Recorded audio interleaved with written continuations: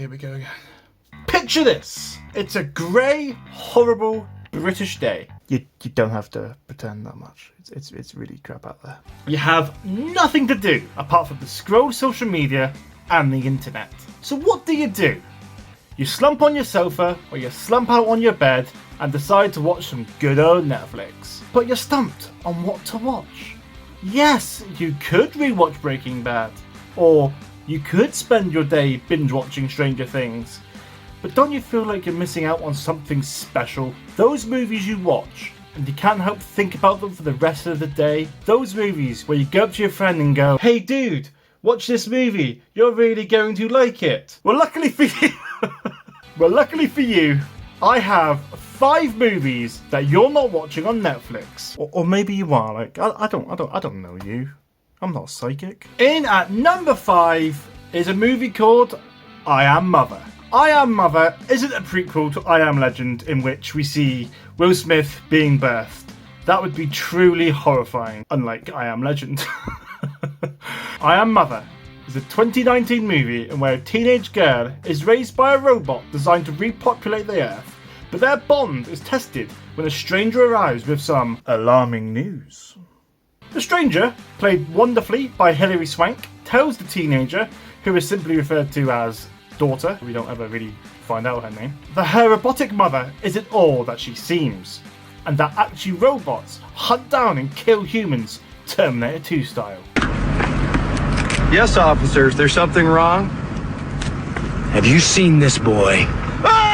The majority of the movie takes place in the vicinity after an apocalyptic event occurs. Daughter is raised within these 4 walls, never truly knowing the outside world, apart from what Mother tells her. With a runtime of just short of 2 hours, I Am Mother keeps audiences on its toes, as we don't really know who to trust. The robotic mother and the stranger play off each other wonderfully, and I think if you're a fan of sci-fi, you're really going to enjoy this one, as the score and the CGI really made me invest in the entire movie. Number 4. What Happened to Monday? The official synopsis for What Happened to Monday states this. You have to bear with me, I'm going to have to read this one because, my god, there is a lot of big words. It's a big word. In a world where families are only allowed one child due to overpopulation, resourceful identical septuplets must avoid government execution and dangerous infighting while investigating the disappearance of one of their own. Woo! We got there! Yeah! Basically, the premise is these 7 sisters, who are all identical, share the life of just one person, one Karen Setman, with each of the sisters being named after a day of the week. So, for example, on Monday, the sister who's called Monday will go out and live Karen's life. And then on Tuesday, the sister called Tuesday will go out and live Karen's life, and vice versa, vice versa. It goes on and on. You with me so far? The movie plays out as a thriller, and in titular fashion, the sisters must find out what happened to Monday! Noomi Rapace is fantastic in playing all of the sisters, with each getting their own personality and visual differences. Willem Dafoe is in a supporting role as the sisters' grandfather, and you know when Dafoe rocks up, you're in for a treat. Over 2 hours long, with plenty of twists and action, grab that popcorn because you're in for a treat. Boy, I'm really going through this beer. Number 3, Velvet Bustle. Hold up, I know what you're thinking. What on earth is Velvet Bustle? I mean, it sounds like a wrestling move that my brother would perform with me without my parents' knowledge. But stay with me. Things are about to get weird. After paintings by an unknown artist are discovered, a supernatural force enacts revenge on those who allowed their greed to get in the way of art.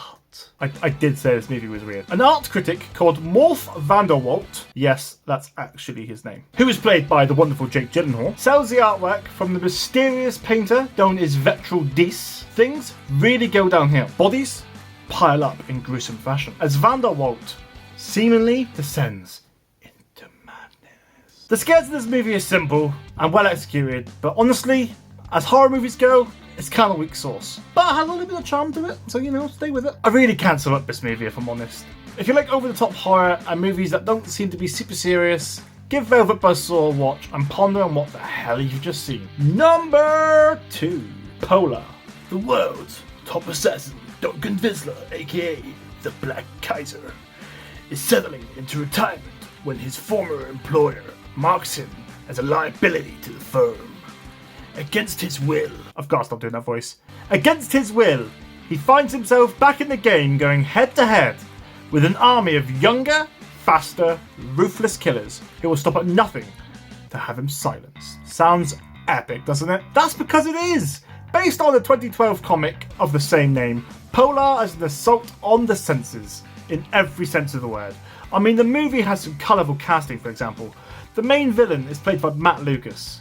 Yes, that Matt Lucas. While he brings justice to the world as head of Damocles and is a bit of a scumbag and just unpleasant and slimy, you can't look past the fact that it's bloody Matt Lucas. But this movie rocks. Starring Mads Mikkelsen as Vista, who is a John Wick type of character, you get the over-the-top, silly action movie you've always wanted. The score is by the brilliant Deadmau5. The cinematography is wonderful because it's based off a comic. Some moments are utterly ridiculous, and within the first 10 minutes, you get somebody getting assassinated to Mikkelsen receiving a prostate exam. I mean, what?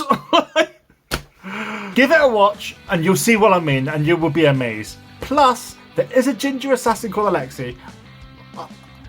I don't know. Here are two movies which they could easily have gone in the top 10, but ultimately they just didn't. They fell a bit short. But they are well worth watching either way. Gone Girl. Former New York-based writer Nick Dunn, played by Ben Affleck, and his glamorous wife Amy present a portrait of blissful marriage to the public. However, when Amy goes missing on the couple's 5th wedding anniversary, Nick becomes the prime suspect in her disappearance. The resulting police pressure and media frenzy causes the Dunn's image of happy marriage union, bliss, whatever you want to call it, to become just a web of lies, and people ask tantalising questions, and you don't understand who Nick and Amy truly are. It's just boom. It blows my mind. It's really good. Give it a watch. Give it some love.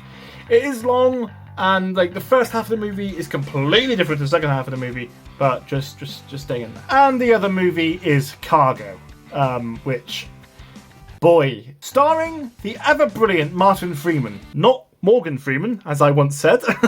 Stranded in rural Australia in the aftermath of a violent pandemic. That's right, a pandemic. An infected father desperately searches for a new home for his infant child and the means to protect her from his own changing nature. I mean, if that doesn't say this movie, I don't want to wail. Just watch it, it's brilliant. In at number 1! Circle. What do I say about this film? It is so simple, yet extremely effective. As Wikipedia puts it, 50 people awaken in a darkened room arranged in 2 concentric circles around a black dome. Noises sound when they attempt to move or touch the others. When someone ignores the warning and leaves formation, a beam comes down and kills them. After several people die, the group realises that the technology allows them to use hand gestures to vote for who dies and who lives, while arrows on the floor show each person their votes, but not others. In the circle, there are many different people: a police officer, a thug, a married couple, a young girl, and a pregnant woman. The majority of the movie consists of the survivors splitting into 2 groups. The first group, who decide that everyone should have an equal chance at living, and the second group, who decide that the pregnant woman and the young girl should be the last 2, so they each have a 50-50 chance at living. Within 15 minutes, I was hooked. This movie is truly an experience in which the audience has no clue what is going to happen next. I mean, put yourself in that situation. What would you do? Would you do the right thing, or would you care about survival of the fittest? The ending, by the way, blew my mind. So give Circle a watch. Well, there you go, guys. That was my movies that you're not watching on Netflix. What did you think? Give me a comment down below, and if you've watched any of those movies, I'd love to hear your opinion. Make sure you like, make sure you subscribe, guys, and I will see you next time. Stay awesome. I'm going for a beer.